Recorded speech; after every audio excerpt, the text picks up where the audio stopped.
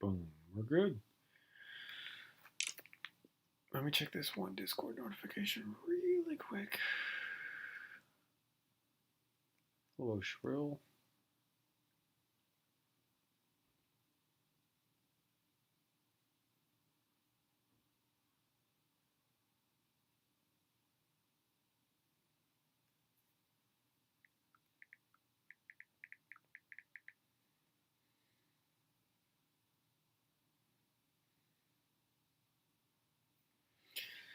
Hey, Gavin.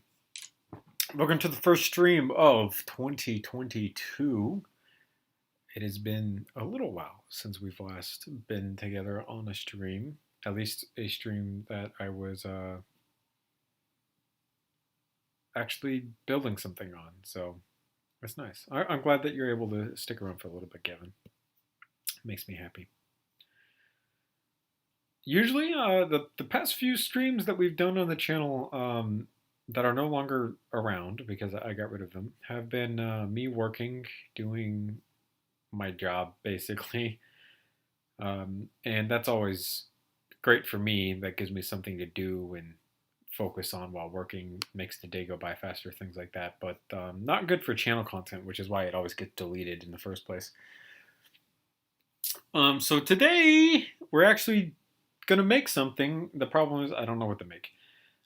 There's always 400 different things going on to make and whatnot. So you saw on my desktop, if we go ahead and start up another one, we have the Smith & Wesson Model 27 right here, and then the SRM2. Hold on. Let me look at the title, which isn't going to pop up. All right, we'll just do this. Yeah, SR2M, so close. This is the receiver for it, basically. This we actually made last year, sometime to try to get this kind of started out of the way and stuff. But I'm not really in the mood to work on either of these things. I kind of want to, at least for, hold on, let's look at the Smith & Wesson really quick. So this is kind of what I want to do now is take and make out a grid like this that you can see here, and kind of take and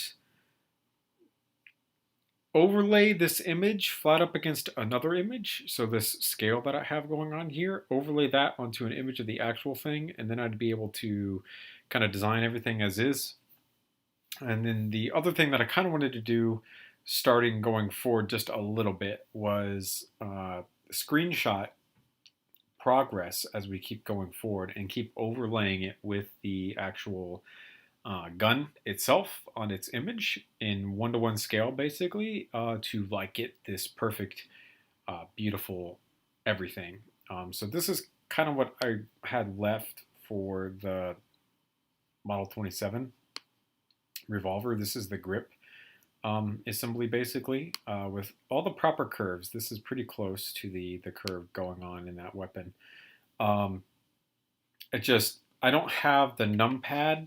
For those of you who don't know, LDD has a numpad shortcut that you can use all the camera angles for, and if you press 5 on the numpad, it sets your view up to certain things. So I had actually started this model in Studio with this file here to try to potentially use Studio, because Studio has that built in that you can click on it and you don't have to use a camera or keyboard shortcut. And I stopped, basically. I don't have the setup that I really need to go down that route of true 1:1 building. So for right now, we've been building more or less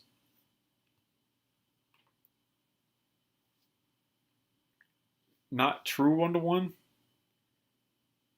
but more close to 1:1. So this is our most recent. Oh shit, I forgot I made the rest of this in Studio. Yeah, so I set up the overall length and the barrel length, which you can see both of these going on here.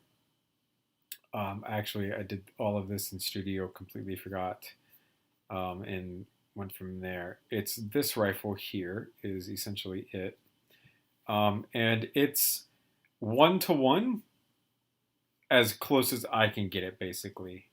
Using the old style, you look at things and see if that's too long or too short based off of barrel length. So barrel length is measured from the front of the bolt face all the way to the end of the barrel, essentially. So that's how I got the measurement for the barrel length. That's how I know that at least this portion is accurate. And then obviously all the rest you kind of set up with the grid kind of in your brain. It's the same way that people kind of take and draw like actual drawings using references. So like, for instance, with this particular model, this is the Thor LMG by Fedor. I know that the magazine sticks out past the grip just a little bit, and it's about yay distance from the grip. So that's kind of how you set up a grid system from the sideways view to kind of get everything to where it needs to be.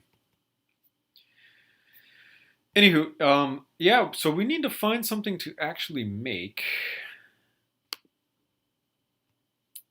That's not gonna, we can start something. We don't necessarily have to finish something. It's been a while since we've checked Evike for all its new arrivals, though.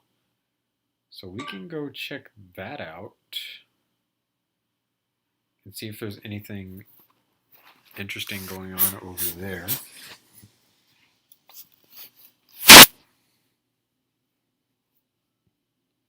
Baconator, neat.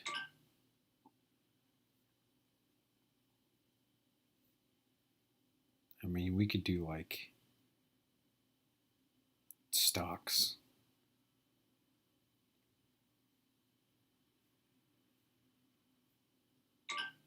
We don't necessarily have to do yeah, we could do knives too.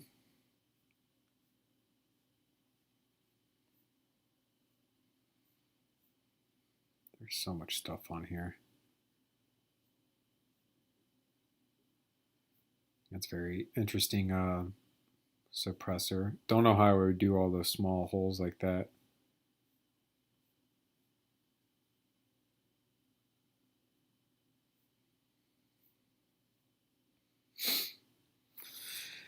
Whew, like I said, it's been a while since we've visited Evike, so hopefully there's something, you know, decent looking on here. Oh, hell yeah, dude. G36s are pretty fun to make, man.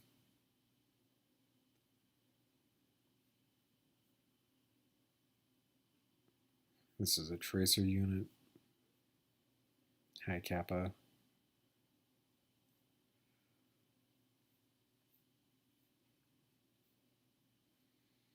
Of course, there's plenty of AR-15s. Plenty of AKs.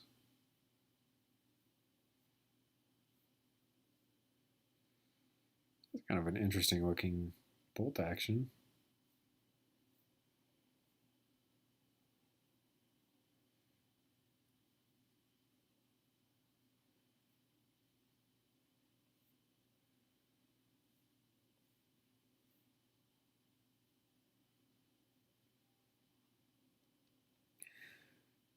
So charging Hansel is like surprisingly easy though for a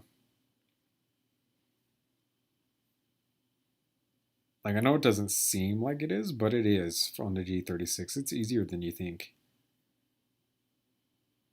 That's a neat looking knife.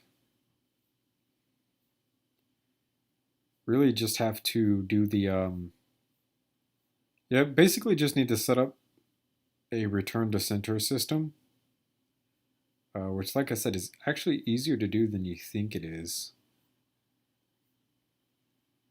All sorts of different people have been doing it all sorts of different ways. Like, you could go look at a whole bunch of different Lego G36s and find a design for it to kind of imitate off of, or just outright use.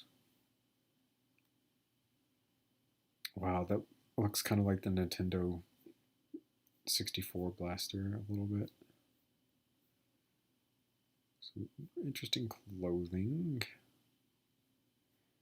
I don't know why Evike started to sell fishing stuff. Like, I feel like not a lot of people really gave a shit about fishing stuff. Like, it's just interesting that a website like this has now started selling fishing stuff.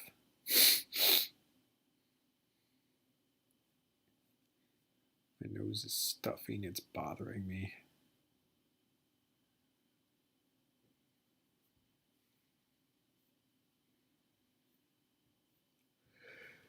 Ooh, woo, woo.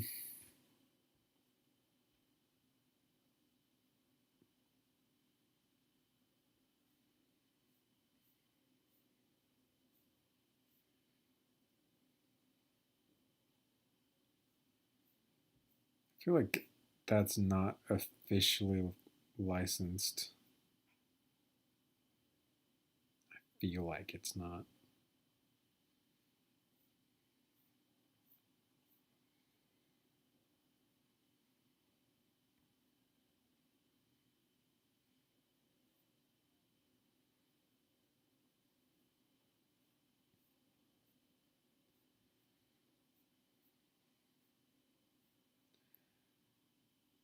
Is that a SVU?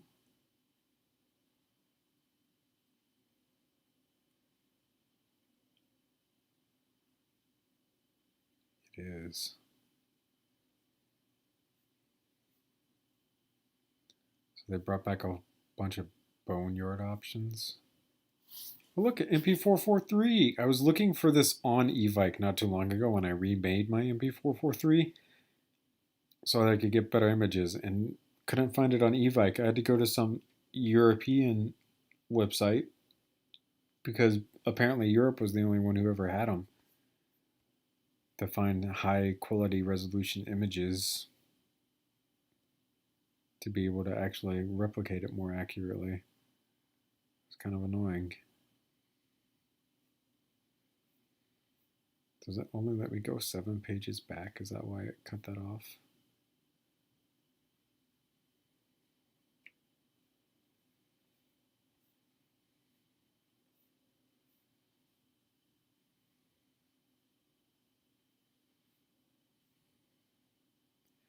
Dang, they got the longer version of the Scorpion too.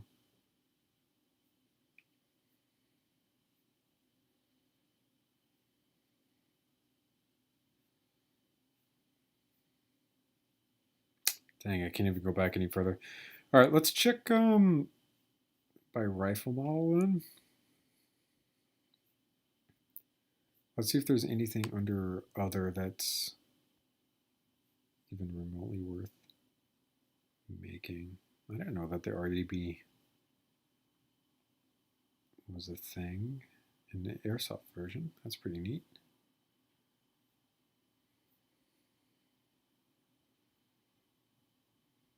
Oh, we can always check SRU. We need to remember to check SRU to see if they got anything.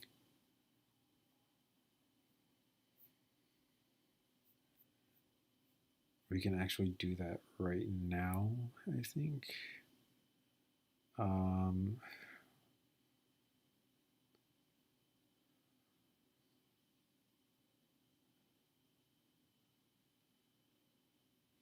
SRU has their own website.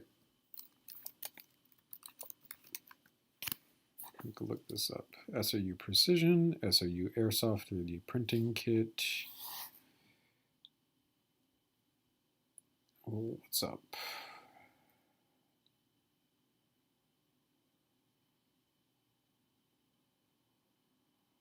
Um, 2021, so they haven't come out with anything else. Let's go take a look at their conversion kits. Oh, is there no home page? I have to literally go to like everything. Okay, it's broken. Oh, there it goes. All right, can I click off of that now? All right, there it goes. All right.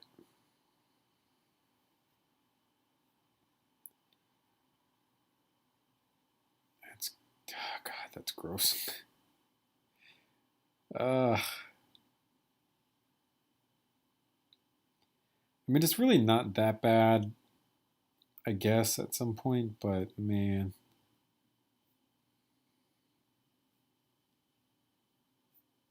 Okay, so like I said, can I not just click on conversion kits and go to the home page? Because it went to the M14. There we go. All right, cool.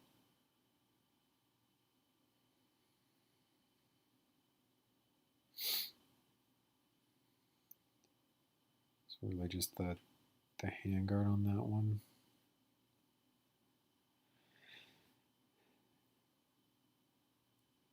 .12.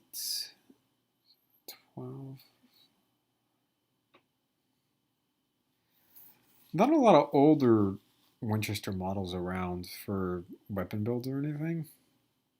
So that would be pretty neat to see.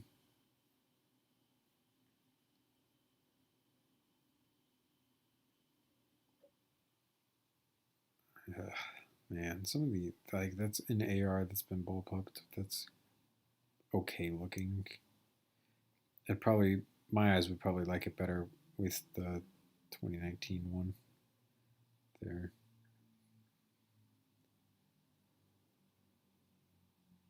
I don't really care about these. Those all look meh to me. The AK stock is meh to me. This one is meh to me. Like, I thought it was always weird to have the grip and action offset to one another. I've always liked this one. This one's great. We have this one. Kind of like this. This is neat. But it's one of those things like, oh wait, I have an airsoft AK that I could, it says Marui, GHK, and LCT. Because I have a CYMA AK, not that. Well, that changes things. So I can't even get that. I've liked the this conversion kit for the M93R. I think that's awesome. I don't really mind this one, but at the same time, like, this one looks better. That's fine. This Glock one has always been super weird with the like P90-esque grip on it. It's crazy looking.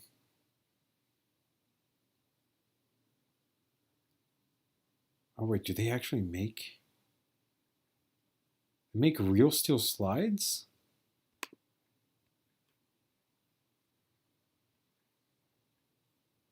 What's this for airsoft?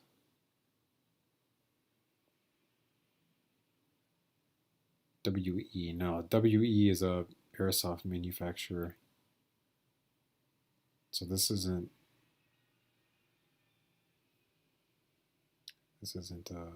real steel. This is airsoft.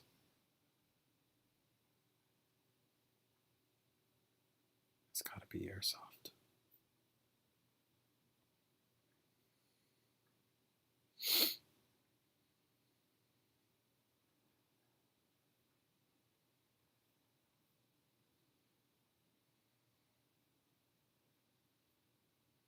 God, these things have always been weird. Their Scar Bullpup series have been, ugh, like I said, just weird. I don't like the VSR-10 ones either.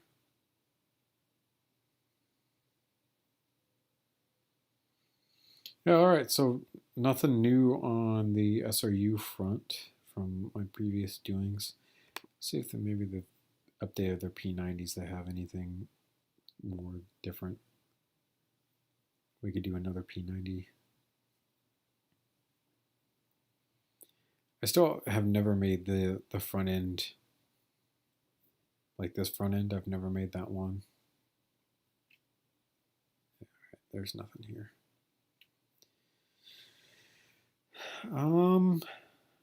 VSS SR3. I don't think there's anything here that's really neat looking. That's like something that I'd be super interested in doing. Not seeing anything really out there, except maybe this. This is kind of interesting to see.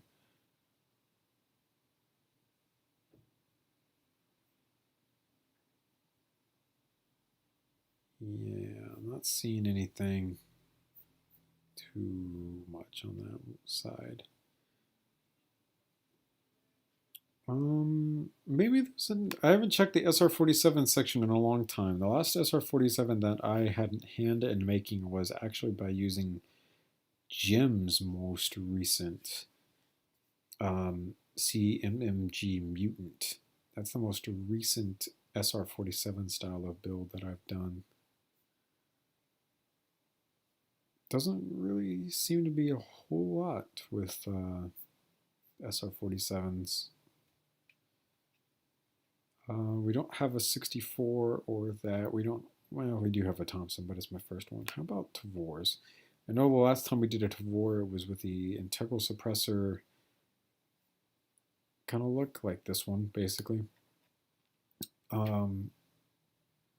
haven't really done anything else. Yeah, we've done the X95 as well, but clearly there's not a whole lot for Tavor models out there. We've done plenty of SVDs and Dragunovs. I think the only thing that we've yet to do for the SVD is the folding stock that you see here, the triangle folder. We've never done one of those at all.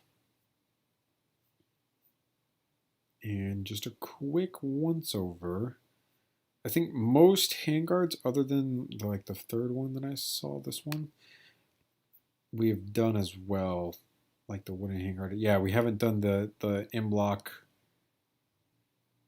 system like that, and obviously putting an M4 buffer tube on the back end of it we could do as well, but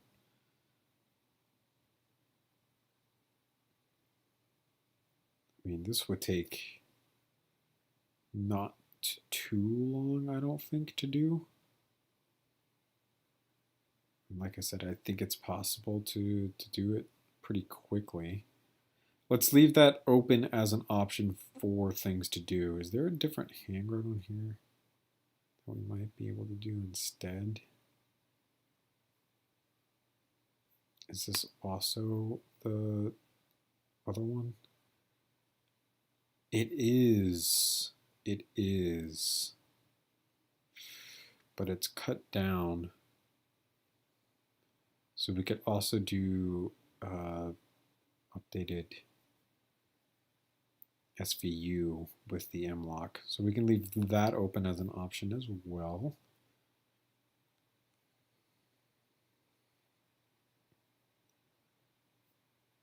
That's everything. All right, so that's two potential models right there that we can potentially do.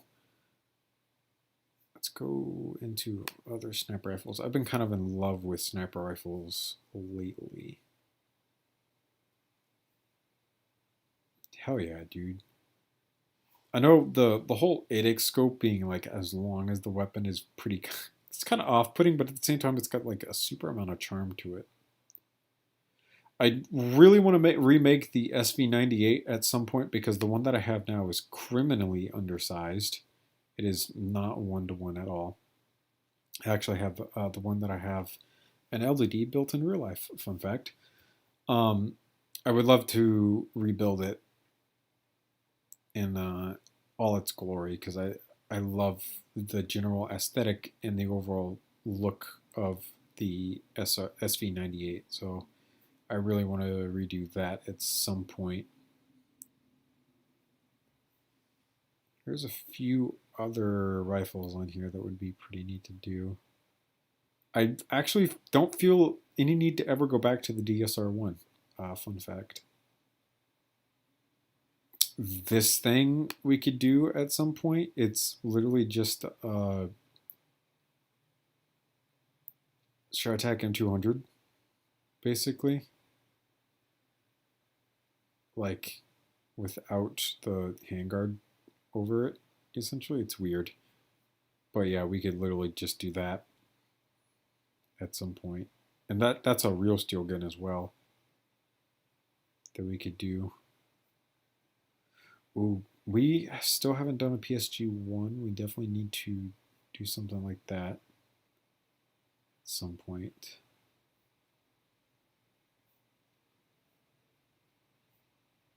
That's it. All right. Let's check another tab here. P9 TMP. Maybe there's like something in here. That's kind of an interesting look. The front end out there. Alright, yeah, not much.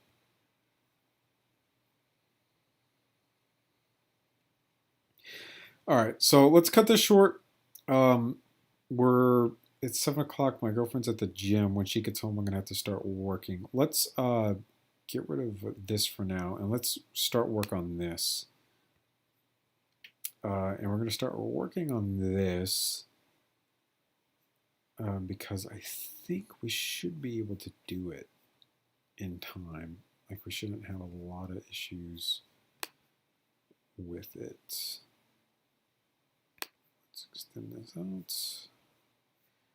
out. Let's start by getting that stock out of the way. Import model, USB disk, search, SVD, enter. Boop, boop. What's the 3.5 one look like? 3.5, I think at some point I tried to do the scope for it using MDUNs. Yes, I think that's it. I think. Or I tried to make my own. One of the two. I'm not sure. But yeah, no, obviously that's not a good look for the rifle at all. So we're gonna go ahead and back out of that. Go back to groups. Yeah, let's just start from scratch. Do not save. Press this button. File. Import model. Hold the load.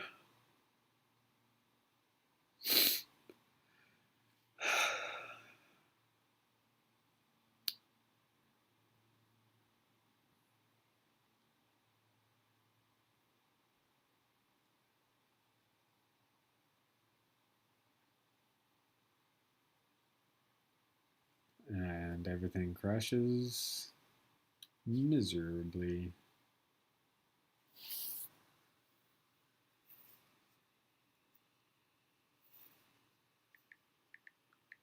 So the last class at gym for my girlfriend ends at 9. So ideally I want to be cooking at like 8:45. So we have a little bit. SVD.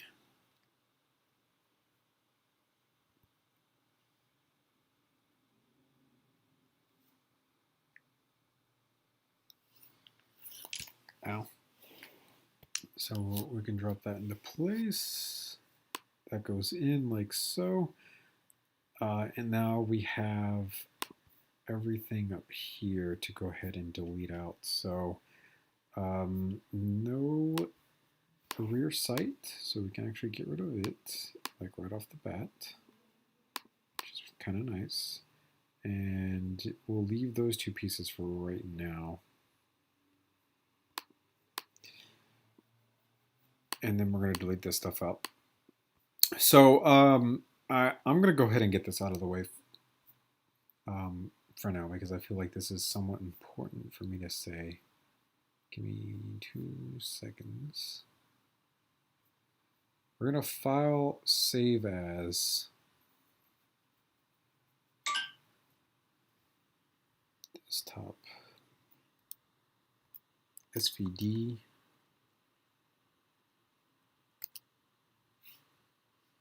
I think this is the second one I've done, I think. If not, we'll just change it later. CYMA MLOK. Work in progress, version 1. Save that. Also, you can go away. What do I do? Do that.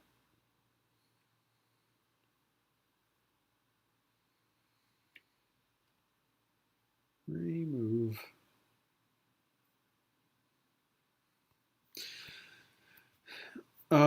Yeah, so important knowledge for going forward in 2022. I want to make this abundantly clear because it's important to me. Welcome back. I have shifted my main focus of building away from what it used to be. And basically, what I'm trying to say with that is I no longer really give a shit about things being completely legal or things 100% touching or lining up where they're supposed to be or anything like that. Like like I said, I no longer care.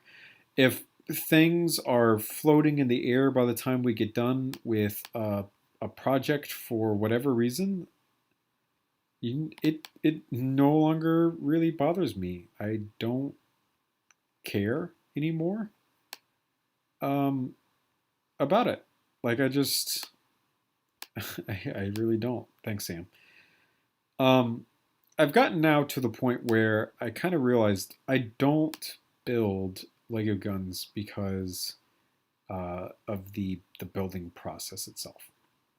And that's not to say that I find enjoyment in the building process and the challenge of using pre-molded pieces for certain things and figuring out how to do certain things with others. My point of all of that is I kind of started building guns because I couldn't afford to buy real guns or airsoft guns and play in the backyard with airsoft guns or real guns. Though I wouldn't be playing with real guns. Obviously, I would, want like mock-ups or something. I started building Lego guns because I didn't have anything else to do to get what I wanted out of my backyard play. I literally had to improvise, adapt, and overcome like 100% start to finish to find weapons that were inexpensive for me to use. So the way that I did that for the longest of times was by making Lego guns. And then inevitably it developed into a talent and I became decent at it. Most of 2021, I attempted to kind of build things within the limitations of the Lego system. As much as I wanted to, anyhow. I attempted to make sure that everything was connected. There was few things floating off in space or in the air. I tried to make sure that strength-wise, it just wasn't going to fall apart the second you touched any of it. I tried my best within 2021 to really make sure that I was going out of my way to do right by my channel. And what I've slowly realized over time is that's kind of not what I really do. I'm mostly a digital builder. I mostly build on LED. 1, 2, 3, 4, 5, 6, 7. 7 of these. And I really don't need to focus on making sure that everything is 100% connected. I can do things illegally because I build on the computer. And I'm not doing it because I like the building process. I'm doing it because at the end of it, I like to go back through and modify things and mess around with it. I kind of basically, the easier way for me to say this is I had an epiphany where I realized that I pretty much I just like to be able to have a 3D model of, Jesus, this is the second one.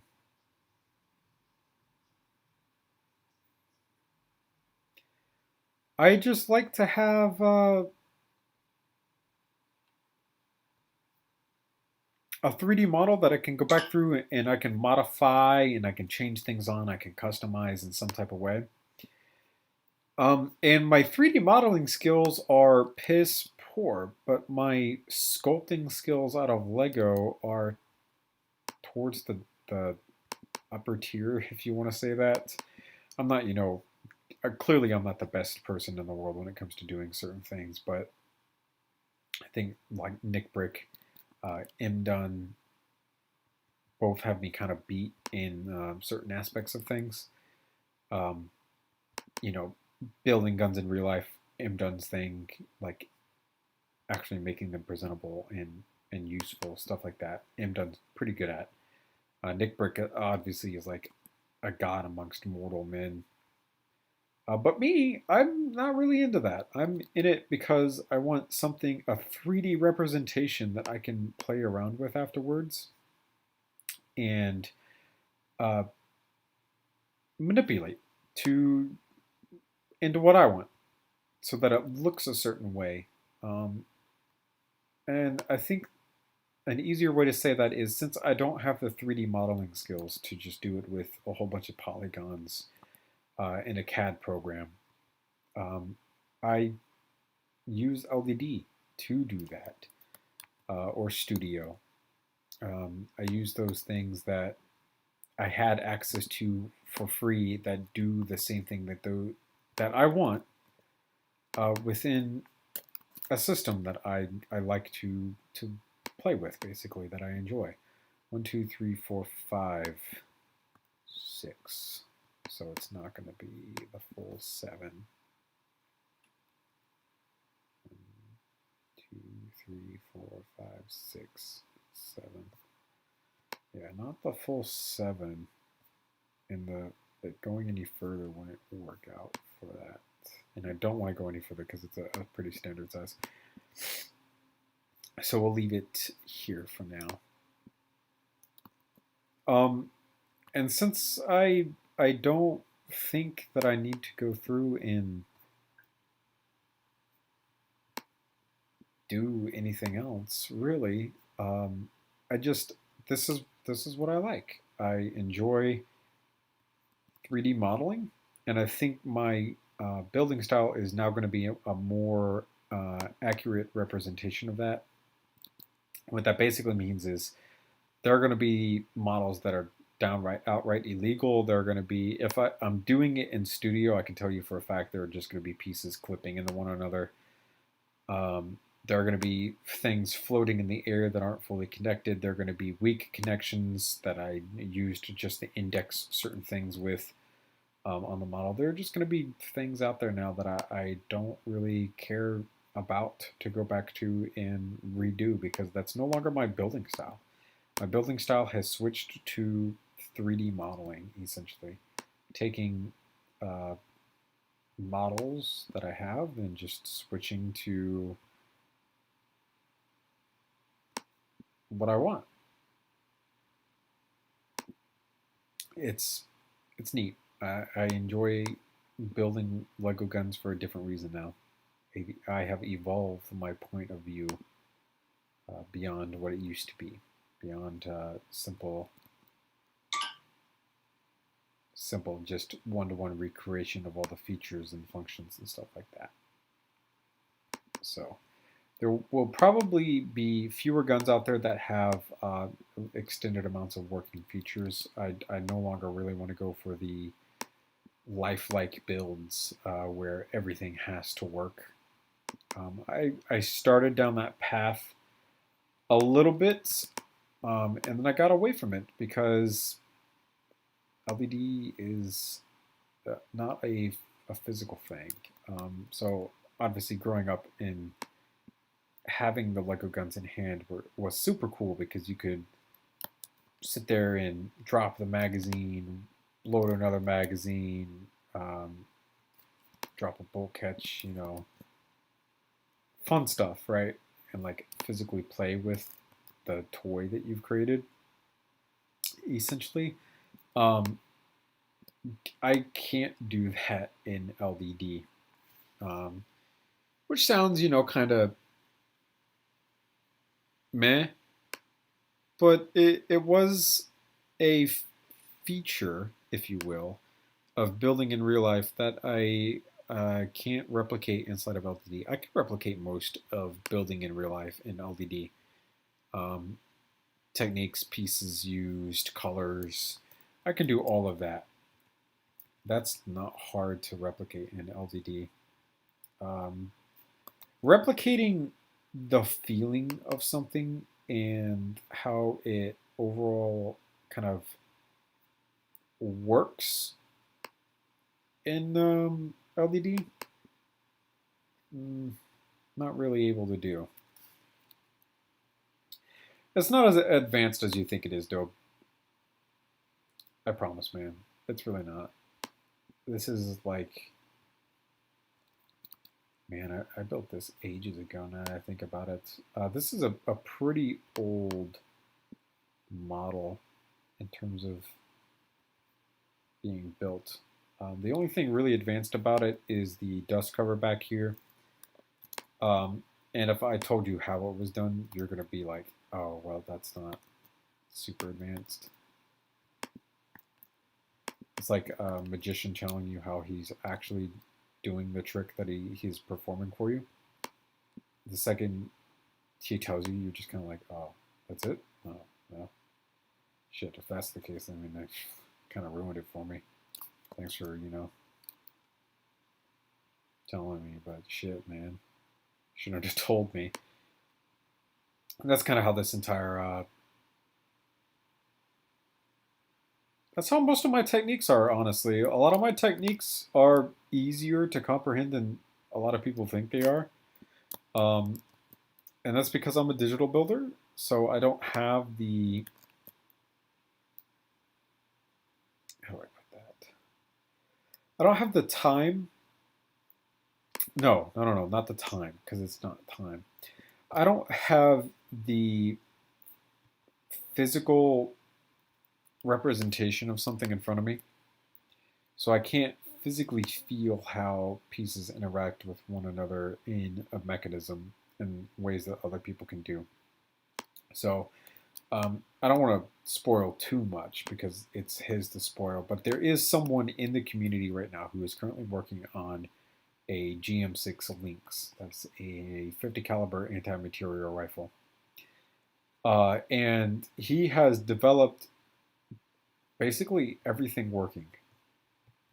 Even the long recoil action, tripping and dropping the bolt as it should. The barrel goes home first, and then the bolt gets hung up on a piece where it should get hung up on. And literally, that rifle is just, it's beautiful. He has done a fantastic job on that rifle.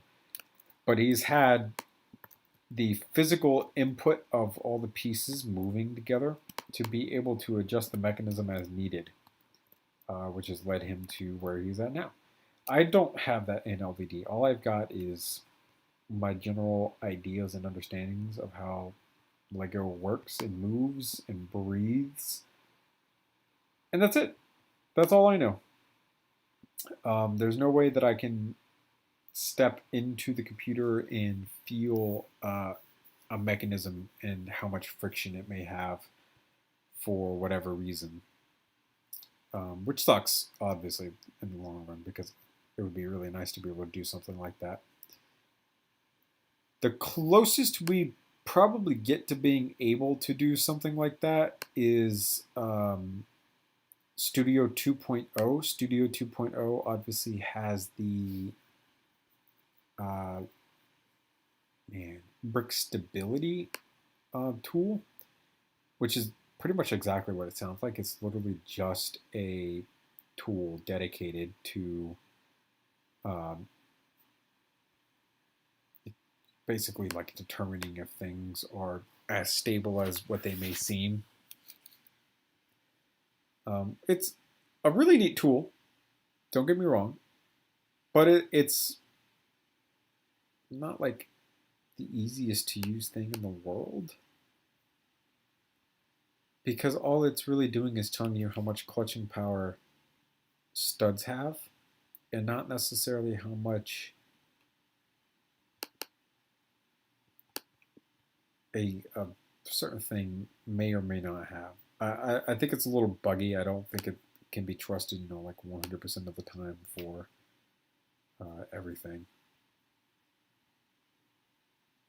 But that's just me, I guess. Let's move this up by like one more, just to kind of thin that down a little bit. And we should probably replicate that onto the other side, like so.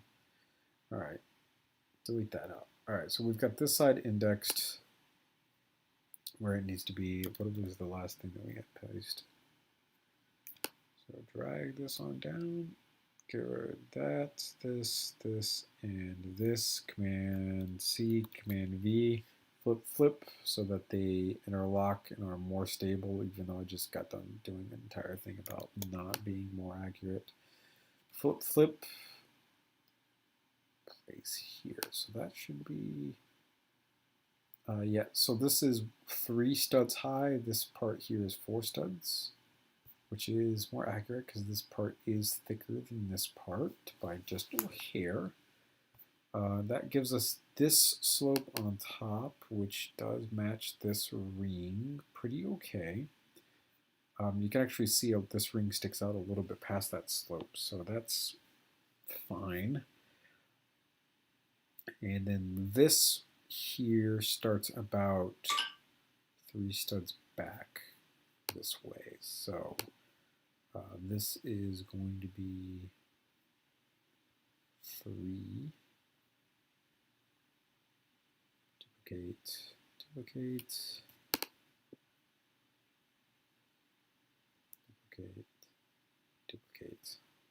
Take a 12, place this here. Take, so 3 duplicated, at this point, there should be 1 stud left over on the 12. Which there is. Fantastic. Grab this, grab this, grab this, grab this, grab this. Command C, Command V. Drop this in so that it's in line here. Scoot this on down. Command V. And come on. Boom. And that literally ends where I need it to. So that's great. Actually, it should end back there in that one. 1, 2, 3, 4, 5, 6. So there's 6 here, 7 here. So if there's 5 up here instead of the 7, then we're doing better. How we want to do this is grab here and here, Command C and Command V. We're going to do 5. So same thing.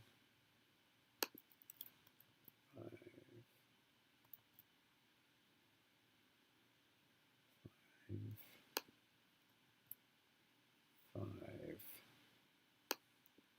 There's 1, 2, 3, 4, 5, and then we can do the thicker in the front, just like we did on the one here down below.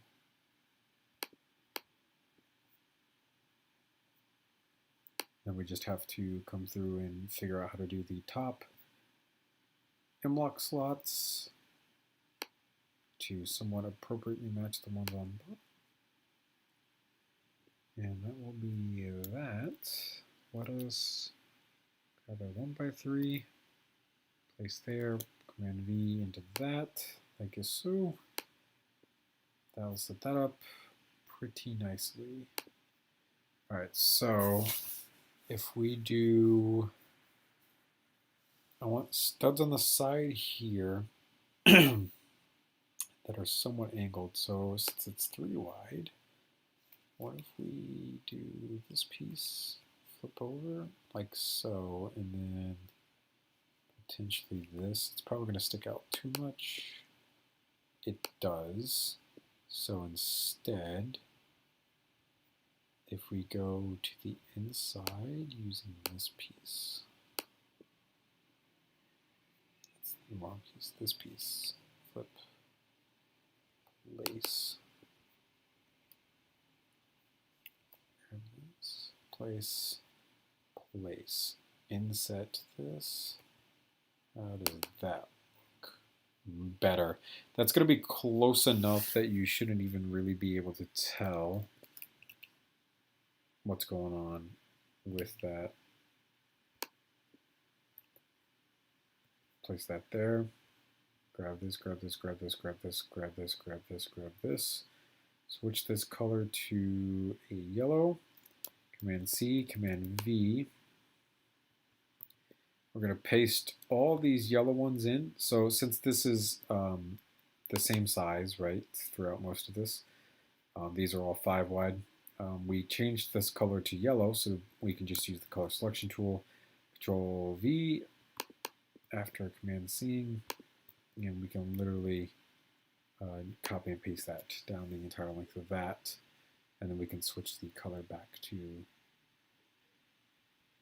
purple, pink, whatever you want to call this, and that will set that up. And then we're going to putting another set of those down here is going to be too much. I think for the set down here, we're literally just going to put this. That's pretty much all I'm going to do. So it should be higher up. Actual hole should be higher up. But the way that we have these cheese slopes set up, that's not going to work out.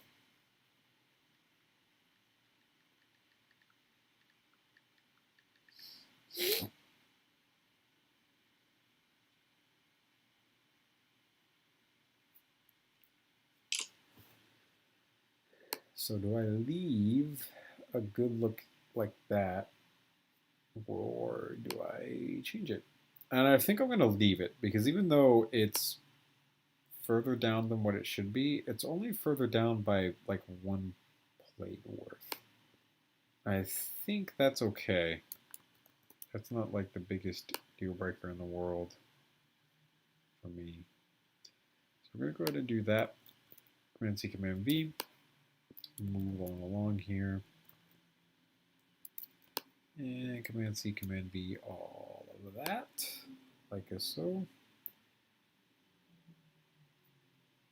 That's, gosh, that's literally what this handcart is, isn't it? It's literally just a giant block. It seems a little bit skinnier though, and I think if I wanted to make it look skinnier, I could push it out to the 7 that it is, and that would probably make it look not as chunky, because right now it looks pretty chunky. So if we push this out a little bit further, I think it would look better. So the way that we can do that is by cutting that off, deleting this out of the way, and grabbing all of this as it's all connected as it should be. All right, so this one, all we have to do is delete, delete, delete, delete, delete, delete, delete, delete. We're going to hide that. We'll delete this, and then hide all of this. Yes, that's fine to hide. And we're going to grab this, Command C, Command V. This will go not into place as it should, because this piece was copied as well. This will go right there. Unhide that, place this here, place this here. So really, we're only moving this forward 3 studs in total on this one, at least for the top. And then the bottom is basically only going to go forward by 3 as well, I think. Let me delete this and this and grab. Welcome, friend. I was just talking about you. I was describing how I've changed my building style for 2022 going forward.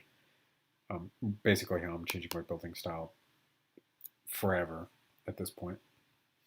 And part of it was talking about you and how I am diverging from the path that has become insane and going towards the path of just I want to build to have a 3D model and representation of the weapon in my hand, not really like my virtual hand, if you will, to be able to manipulate it and turn it into something more aesthetically pleasing that I like, because my 3D modeling skills are fucking terrible. 3D modeling programs are not inexpensive, like at all. Like 3D modeling programs are stupidly expensive.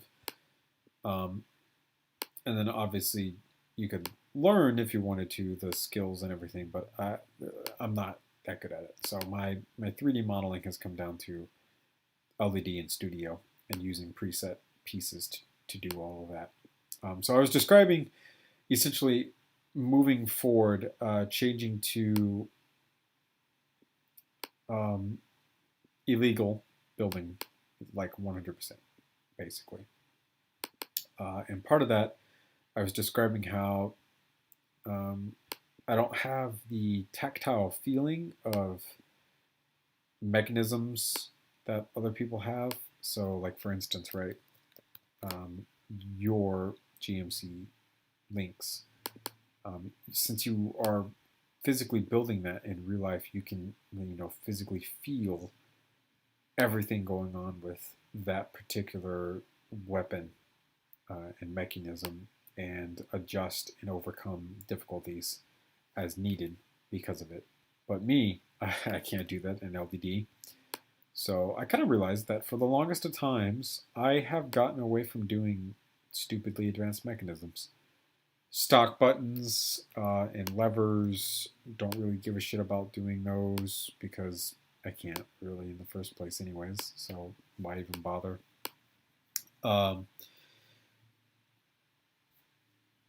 Magazine releases that are like fully ambidextrous are always a pain in the ass, obviously. I've gotten away from doing those for quite some time.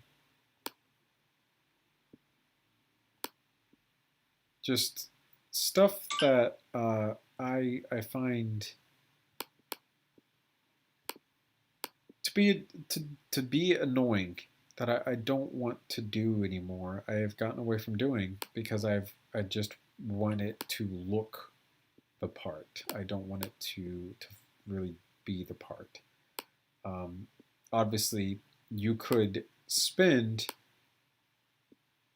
I would go to say a minimal amount of time, because I don't actively do it too often. You could spend a little bit of time refining some of my designs and going back through them, and you could get a working model out of it that looks pretty decent, but nowhere near to the level of like Opalist, for instance, who has been doing some really crazy stuff lately. Like I said, in particular with his Gm6 Lynx, his Lynx is top of the line when it comes to Lego building. Like that's next level Christopher Hopman shit that I just don't really care for being a part of anymore, because I no longer feel like I need to be. I literally can do what I'm doing right now, and it's fine with me. We are going to actually slim this down a little bit because I feel like it's just too fat. So if we come through and we delete this section here,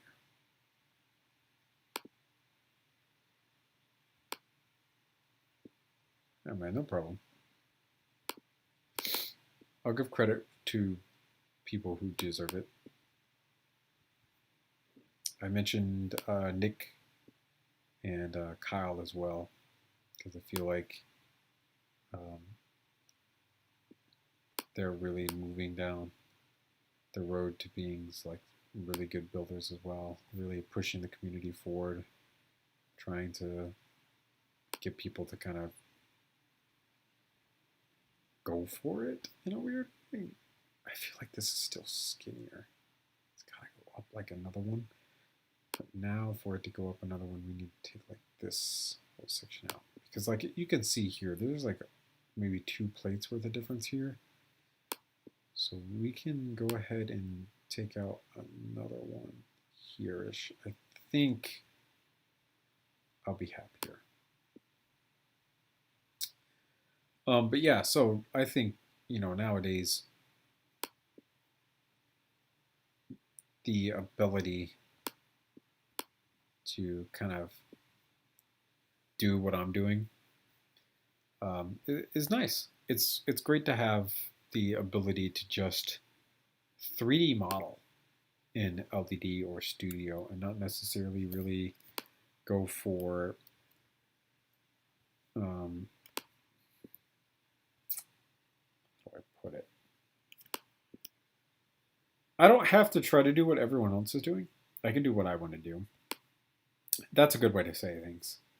I have my idea of what I want to do, and other builders in the community have an idea of what they want to do.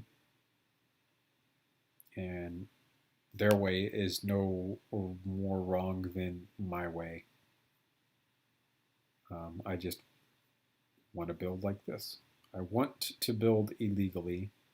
I don't care about connections being the most sturdy thing in the world or anything like that. I just want to enjoy building. That's all I want to do. And by the end of it, I'll have a product that I can customize to my heart's content and, you know, quote unquote, be like a designer of weapons and stuff of, you know, weird origins.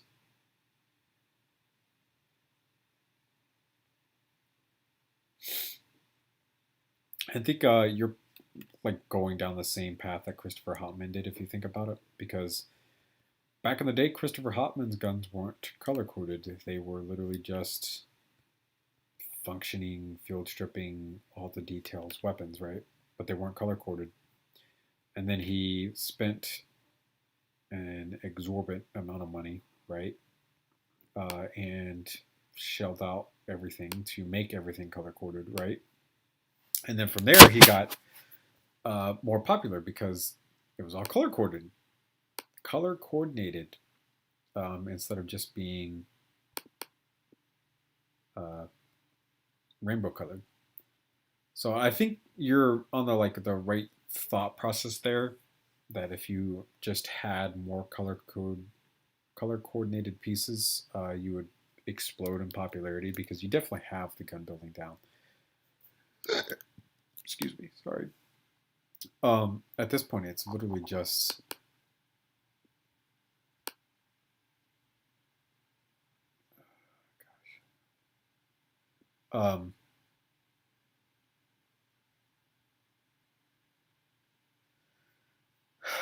I lose train of thought because I'm thinking about like 400 things at once. Sorry. Yeah, if you get color coordinated pieces, easy, man. Like you don't need a whole bunch of. Of course not, because it's done a different way than what it should be done, Philip. That's why.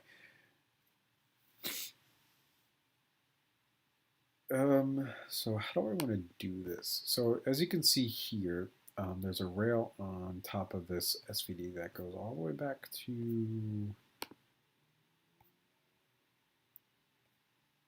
here-ish, kind of, maybe a little further past that. And this SVD receiver is obviously different than this one. Does a 1 fit through here?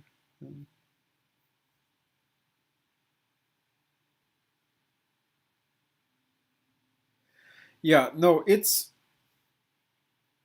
the same problem that I ran into, Openlist. When so, man, I forget how many years ago this was now, but not too long ago, I built the SMG 11 from Rainbow Six Siege. I imported it to Studio. I took and used the whole like automatic buy feature that they offer on Studio through Bricklink to order all the pieces for the SMG 11. And you got to remember how small an SMG 11 is. I bought everything for that gun in red because red is the most abundant of the Lego colors, and it's one of the cheapest. That gun still cost me $250, and that's just the SMG 11. That's a really small gun to be costing that much money. So thinking about some of the builds that you've done, and how you're probably not gonna buy everything in just red, right?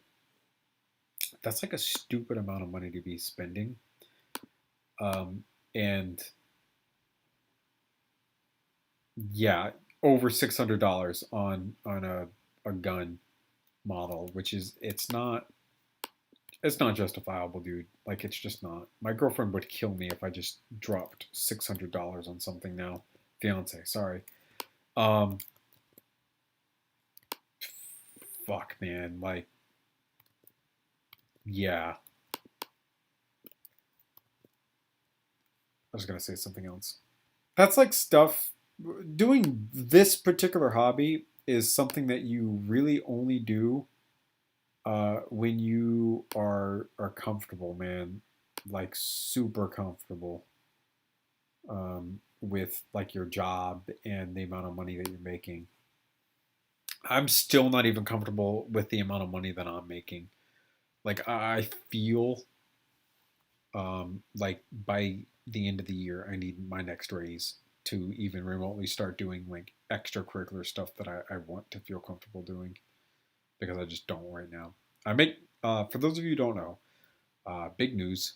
I have been promoted officially to Field Specialist 1. I am no longer a trainee, and my pay has jumped from $15 an hour to $19.93 an hour. So that is what I am currently making hourly, and basically you can calculate that in your head, what I take home 40 hours a week without any overtime before taxes, if you would like. And I still don't feel comfortable with like my livelihood, like paying rent, paying bills, going out and doing things at a time. Like uh, it's not easy to have expensive hobbies. Like it just really isn't. So that's part of the benefit of doing, digital building and shit instead of having to rely upon, uh, you know, dumb shit. I feel like Chris bought a bunch of parts in bulk and used what he had. Yes, he did. Uh, Red and black are super abundant, so he did get a whole bunch of parts in super abundancy. I think the problem that I would have is that, so obviously parts that I can think of off the top of my head, flats in one by variety, cheese slopes, basically slopes in any type of variety are super important. Bow slopes are super important. Arches are super important. Brackets are like the biggest thing.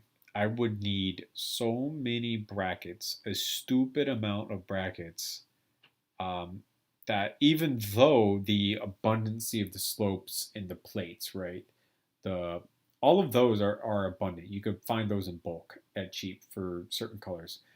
It's those brackets that are gonna absolutely fucking murder you in price because I'm gonna say brackets are like 2x the value of like slopes and shit. So it sucks, man.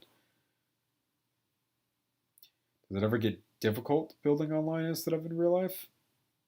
Nah, man, not really. Um, it actually only ever gets easier because you can do stupid shit and never worry about like the bad things. We have to wait like a couple minutes for my background to change because I have it set to change every minute. But I'll show you the stupid shit that I can do on Studio 2.0 by Bricklink instead of in real life. Like, I know for a fact I could have built this rifle that I'm going to talk about in real life, right? I could have, but it would literally just be a display model because the barrel would be so long and there's just no feasible way of attaching it to the receiver at all that it would be able to not sag at all, which is like the worst thing about long barrels on any Lego weapon is that they sag because there's just no feasible way that Lego over a distance is not going to sag. So more recently, I'm having a great time doing large weapons. We're kicking off January with the community collab for large weapons. I built an entry into that in the form of SnipeX T-Rex, which is a 14.5 by 114 millimeter rifle. That is the Russian anti-material round, essentially. It's the Russian version of 50 BMG. Actually, I can't say that because there is actually a Russian version of 50 that is bigger than 50 but smaller than this one. This is like the next step up from 50. It is a bigger cartridge. It's the anti-tank rifle that they used in the PTRS, PTRD, and they use it in one of the most popular heavy machine guns ever. And SnipeX has built a bolt-action sniper rifle around it, and I wanted to build it, so I built it, and I built it inside of Studio, completely digitally, essentially, one-to-one scale and everything. And it only got easier because instead of having to work around in real life physical limitations, I put fucking parts inside of other parts. I said fuck it, and I just clipped them into one another and then left it. I basically made like my own shit. Like, I didn't give a fuck. It only got easier. I didn't have to use brain power to look at a piece and be like, oh shit, how do I get this to not clip through everything else? Oh yeah, that's right. I don't have to do that. I'm building digitally. I can just fucking put shit inside of other shit. This is the rifle that we're talking about. We have a minute to talk about it. This section is legal. This section is not. This section here in the middle, to get these notches where they need to be, are turned 45 degrees while everything else is standard. All of this is pretty much legally built. No issues here. Bipod's legally built. This entire receiver right here has pieces that clip into one another. To get the slope in the back in the circular nature, I literally just put two 45-degree slopes and just clipped them into one another. Said fuck it. This entire section here, the top half is just hanging in the air, not attached to anything. Pretty much everything else is pretty logically built in sound. And then these arch pieces that you see kind of cut out here, I've just thrown the plates up in there. They're just clipped into one another. But there is a technique that you can do here to actually get this legally built. Yeah, like this entire section here is just straight up illegal. And I didn't give a fuck. Like at all. So it only gets easier to build in digital. Damn, even a C96 being 230. Yeah, I knew your MPX wasn't cheap though. Download Studio, Gavin. Studio is nice. I have come around to liking Studio a little bit more than LVD. Brackets, snot, bricks, tile, slopes, and Technic are basically, yeah.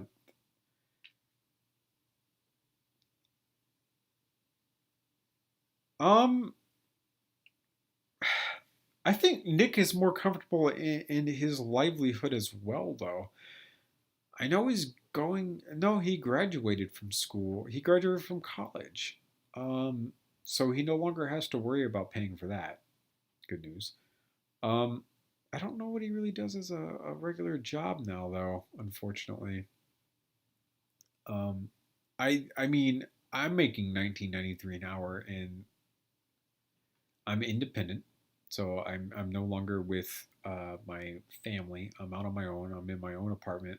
I'm in a pretty mediocre apartment. I'm not living super high end, but I'm also not living like super fucking poor shit. And I still feel, like I said, like I can't just go out and drop $500 on something and feel okay about it. Like I have to remember that I have responsibilities as a fucking adult, and I can't just do that. I am still rocking a Generation 1 Xbox One, launch day Xbox One, basically, because I just cannot afford to upgrade to a new Xbox One. I played Battlefield 2042 when it dropped on the original Xbox One, and it wasn't that bad, honestly, on my end, because my Xbox is a champ, but woof. My sister had to finally buy me an external hard drive for Christmas because I am still rocking only, you know, fuck, I don't even remember how many gigs of the original, but it's like nothing. I needed extra storage space, and I finally got extra storage space, so it's crazy.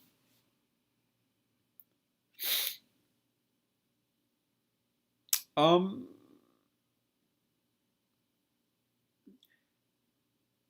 I'm not going to envy Kyle, and the reason that I don't envy Kyle is because I truly enjoy the job that I currently do. Because we'll just leave it at that. I don't want to get too preachy with you guys because I know there are some people in the audience who might not be as religious as I am. So we'll leave it at that. I currently enjoy the job that I'm currently doing. Taking I have learned that with any hobby of mine, doing it as a physical job makes me no longer enjoy it. Gaming, if I played gaming 10 to 15 hours a day to just do nothing but sweat all fucking day long and be top notch, I would hate it. I would no longer do it. I think the only hobby of mine that I would truly enjoy doing on a professional basis is sleeping. I could sleep for like 15 hours a day and be perfectly okay with it because it's not going to change my mood, like at all. Um, Lego building, same thing. If you paid me to sit here and build Lego weapons the entire time, I would lose my mind. Um, because I go through these month long like droughts of not wanting to build Lego guns.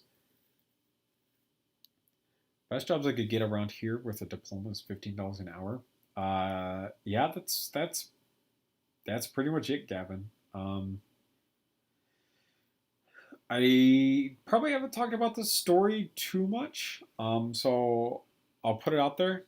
I have been at my current job for about 2 years and 3 months. We're going on the fourth month in a little bit.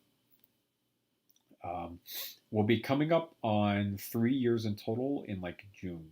So do the math there because my 2 years and 3 months is probably wrong. It's probably a little bit more than that. But essentially, how the job was pitched to me in the interview is starting pay was $13.25 an hour. That's $2 more than what I was already making at my previous job. And the way that they explained it to me is that I get hired as a field specialist trainee. I have 2 years and 2 years only to acquire all of the documentation that I need in order to get promoted to a field specialist 1. At the end of the 2 years, either I have everything and I get promoted to field specialist 1, or I get fired. The benefit at the time of getting promoted to field specialist 1 is that I jumped from the $13 an hour and some change figure up to $17 an hour and some change figure guaranteed, because that was the starting rate for the field specialist 1 position. In the midst of that, after about a year, our local governor decided to change the minimum wage of all county positions from 13 something to 15 even, which means I got a pay raise, which means at the end, field specialist 1 also got a pay raise. So I went from I went from 13 and some change to 15. I get a 4% cost of living adjustment every single year, which is basically a raise of X amount of cents per year that I'm working out in the field as long as I'm a part of the union. Up to $15 an hour. After $15 an hour, I got my promotion to field specialist 1, which has put me at $19.93 an hour right now. And that's not counting the other promotions that I can go through. My next promotion after this is more documentation, more testing, and it's a guaranteed promotion. Literally, all I got to do is turn in all the paperwork and tell them, hey, listen, I'm qualified. I now pass all the tests, and I get 7% of 1993 is my next promotion, which puts me $21, $22 an hour range, essentially, which is, it's great. Plus another 4% cost of living adjustment this year. So essentially, by the end of this year, I should be making that figure and some change, which is nice. I will tell you, Gavin, since you're talking about even with a diploma only getting $15 an hour, my recommendation is to find a actual career field, uh, a a job out there that is not a small business. And the reason I'm telling you not a small business is because small businesses do not have room for growth or improvement. Small businesses are, you enter at an entry level job and you stay at that entry level job a majority of the time. You can do it for 2 years, 3 years, kind of get your foot, wet in the job market, get some experience and whatnot, and then move somewhere else if you want. But that's 2 or 3 years that you could have been spending somewhere else. I would recommend finding a government job somewhere. Government jobs are different than private sector jobs because you're held to different standards. You might not get paid as much as private jobs. Let's get that out of the way right now. Private jobs in the same career field that I am in are paid more on an hourly basis. That said, the benefits and the retirement plan that come out of a government job are way fucking better than the private industry. So it's highly recommended for you, Gavin. The best advice that I can give you: find a government job, start at an entry level position, move your way up. It's the same exact thing that I'm doing right now. I got an entry level position as a trainee. They said in 2 years, if you got all your documentation, we promote you. I got my promotion. Now I can move up within the actual kind of career path that I want to move up in, or I can unilaterally transfer to other divisions within the same industry because it's not a mom and pop place. It's not something small. It's a very large industry itself. Get paid $9.25 an hour, and for someone in high school, it's not bad. But I still feel bad dropping even $100. I recently bought AirPods Pro, and I felt like I spent $1,000,000. Friends are pushing you and getting an Oculus. Yeah, I really want to get H3 VR, but that requires a VR headset, and spending an ungodly amount of money on a VR headset is going to kill me, on top of having to get a brand new computer to even run H3 VR. So I haven't done it. Same thing, openness. So my first job out of high school, because I wasn't even in high school at the time, was my aftercare position, my childcare position, which I've talked about on the channel forever. This was ages ago. Like I said, this is going on almost 3 years ago. I was in that field for 3 years. My starting wage was basically $9.25 an hour, just like you, basically. We were just above minimum wage. After 3 years of working that job, I left at $11.50 an hour of 3 years of hard work. I was doing anything and everything in my power to really work my ass off at that job to try to move up. But there was just no room for growth. It was a small business. They weren't really staying afloat too much. And then my fiance's mom came to me and said that she would be able to get me a job with the government. And I was really pushed towards it. My fiance wanted me to go for that, and she pushed me toward it. I went for it. I got the job. I started a career path, and almost 3 years down the road from now, I am doing a lot better. Uh, if you asked me 3 years ago, right, if I could afford my own apartment, afford paying for a brand new car. My fiance bought a brand new car, not a used one, literally pretty much brand new off the lot. Like, we literally walked into the dealership. I dropped $3,000 on it as a down payment, and we walked out with a car. Crazy how simple that works. I would basically tell you 3 years ago, if you asked me if I could do any of that, I would have told you it's impossible. There's no way for me to do it. And then an opportunity arose. I took it. I've gotten my promotions. I'm getting paid better money now. I'm doing better as an adult. I am doing better because I am in a field that pays a decent amount of money. You can ask pretty much everyone, and everyone at the job is going to say, no, they don't pay us what we're worth. But I feel like it is competitive to go down the path that I have went down with other jobs in the surrounding area. It's a guaranteed promotion from Field Specialist Trainee to Field Specialist 1 after 2 years, as long as you get all your testing out of the way. And the minimum requirement to get that promotion is 1 year worth of work experience, which you can actually get sooner than 1 year because what they're considering 1 year is 40 hours a week, which is like, 52 weeks in a year times 40 comes out to a number. And if you get that amount of hours before you even get to the end of 1 total year of working, you can still apply for promotion. So you can get it before your 2 years. And that immediately puts you into the next bracket up in position-wise. And I think that's super competitive with other places around here. It just doesn't happen.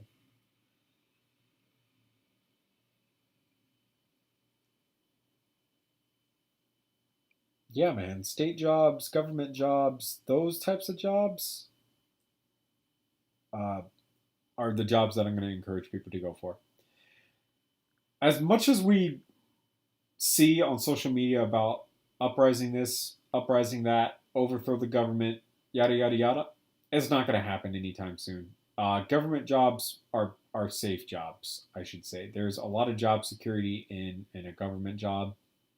And then add on top of that, if you can get a government job in a trade like I am, it's pretty much guaranteed that your job's never going to leave. So I work water distribution. We need people to do water distribution. Robots cannot do what we do in water distribution. And contractors, though they can do it cheaper than we can in water distribution, tend to fuck things up. And when contractors fuck things up, it reflects very poorly on the company as a whole. And when it reflects very poorly on the government, there are issues and protests and so on and so forth. So I am almost irreplaceable at this point as a worker, and I've only been in the entire industry for going on 3 years. So it's nice. Yes, I have not talked about it because I haven't live streamed in forever, but I have. Uh, I did propose to Kenyana. Finally, it has been going on 6 years of us dating, which seems like a long time. But there are coworkers of mine who dated their current wives for 10+ years before proposing, which is crazy. Uh, I proposed recently. I proposed in December of last year. Um,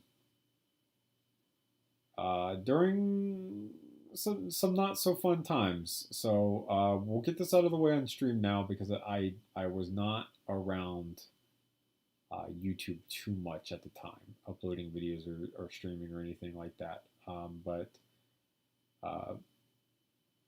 I proposed to Kenyana in December, and my father passed away in November of last year, which really sucks. It was not the greatest thing in the world. I was really hoping that my dad would live long enough to see me get married, and my sister kind of grow into being an adult a little bit more than she already is right now. I would have really appreciated my dad to make amends with his ex-wife, my mom. I made amends with my mom this past year, on top of getting a good job and my promotion, and kind of opening my life back up to her, because when my parents got divorced, I closed my life off from her. And I was kind of really looking forward to both of them being at my wedding, and potentially at least getting to meet their grandchildren. before passing. But my father was unable to do that. He had a lot of medical complications, and it was time for him to go. So we did what we had to do as a family. It was just kind of, it would be nice to see him there.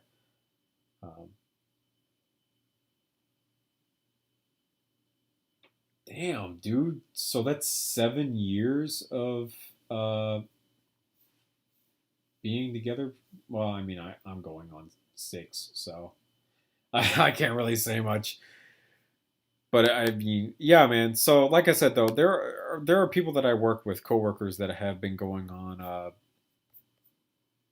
10 plus years before proposing. So it's just kind of one of those things where some people really feel like they have to take their time, like they're not really sure. But I think after 5-ish years of cohabitation with one another, it should be pretty obvious that that's the one, right? Is what I think. For 10 years plus, obviously doing like 5 or 6, I think is a pretty standard. Like, I think that's normal. Like, that's not a super long amount of time, but it's not a short amount of time either. Like, you can truly get a feeling for how each other is going to like pan out during the relationship and whatnot. So I think that's a decent amount of time.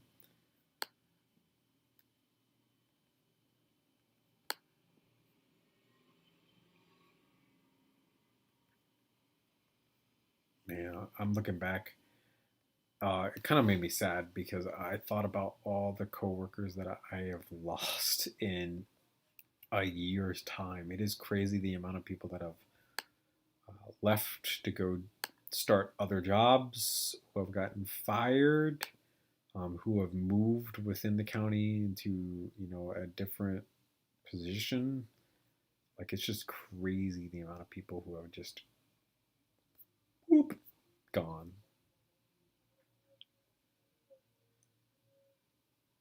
Parents were dating for 3 to 4 years before they got married in 2013. Yeah, see, 3 to 4. That's I think that's acceptable. That's enough time to kind of figure it out and see if whether or not everything is going to be okay. That seems okay. That seems fine.